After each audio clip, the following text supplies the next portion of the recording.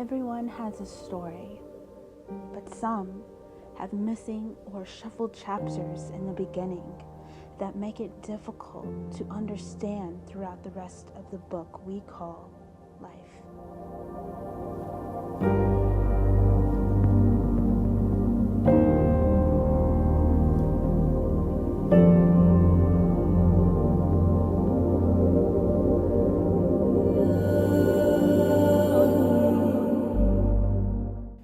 I would like to start out with a couple examples of what I'll be talking about today. First of all, Harry Potter was a foster child. Spider-Man was adopted. Anna, Elsa, and even Batman were orphaned.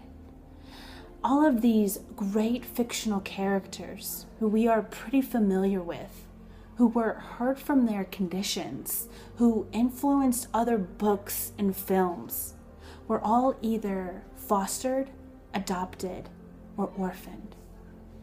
They all used extraordinary skills to deal with extraordinary situations on a daily basis. So let me ask you this question. Why have we not made the connection from these fictional characters of popular culture with the fostered, adopted, or orphaned children in our midst today? It's not necessarily our pity that they want, but instead our recognition. In the United States, there are about 400,000 children that are living without a permanent home in the foster care system. Out of this, about 100,000 of these children will be eligible for adoption, but about 30% of them will have to wait 3 years before they are actually adopted. When most people hear about the topic of adoption, they don't necessarily know what to say or what is acceptable or unacceptable to say and hope to not cause an offense. I myself was adopted from birth from Argentina into an American family. Now, blended family adoption is not for those who want to live an invisible life. For instance, when people would see our family out and about, and let me just tell you, my adopted parents, or my parents, I call them, are both white. They adopted myself and my older brother from Argentina, although we are not biological. And then my mom, she had about 3 years after me, she had a child of, her own biologically, my little sister. And so none of us siblings are, we all look so different, and none of us are actually blood related, but we don't care.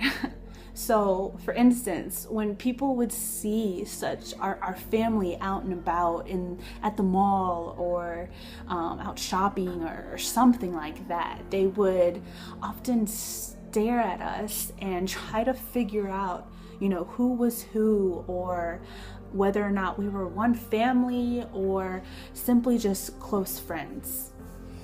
Me personally, and many other people that I know are adopted, we are not afraid to speak about our adoption because it's not something that we're ashamed of. When people find out that I'm open to talk about my adoption, they tend to ask me so many questions. One of the most popular questions I get is probably, do you know your biological family, or would you rather live with them, or something like that? And the answer I give has not changed. I have a family. They are the only family I've known in all of my 24 years of life. And the fact that we're not related by blood simply does not matter. But that does not exclude the fact of my constant curiosity from ever since I was little about my biological roots. If you look more closely at how adoptees assemble our identity, you'll begin to realize that who we are is not simply made up of our genetic material alone. It's made up of something so much greater. Now, when I'm 24 years old and I have just recently, like 3 weeks ago, found my biological birth mother, and through Facebook, out of all places. And she lives all the way in Argentina, pretty far away, but technology has made a way for us to interact, and I've been able to ask her all of my questions I've been dying to know ever since I was a little girl. And I had essentially been waiting for this moment my entire life. And I had come up with this thought that I would somehow gain a greater sense of identity through knowing the answers to all of my questions. But I found something very interesting. It wasn't that I was necessarily missing pieces from my life's puzzle, but instead the puzzle was just simply expanding with my newfound knowledge. I thought that I was missing something, but I realized I have a mom. I have had a family this whole time, but it was just in my mind that I don't look like my family. I've never heard in my entire life, oh, you look so much like your mom, or you look just like you have your dad's eyes. No, I look nothing like my family. But I had such a thought in my mind that I would just gain such a greater sense of who I was through knowing where I biologically came from, but that was not the case. So family is not defined by biology, but instead by love. Now, there are those few that feel that their birth was or is an accident, constantly reflecting on the whys and the what ifs, ultimately losing their identity altogether and feeling a loss of purpose. But I'm here to tell you today, from someone that's had those thoughts before, and now that I know the answers to my questions still, I am here to tell you that you are not a mistake. You are not an accident.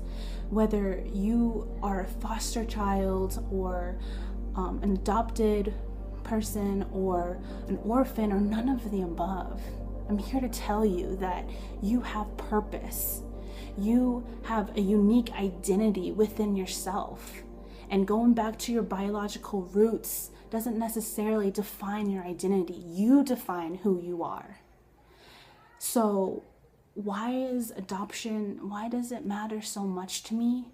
Because first of all, I'm adopted and it's beautiful.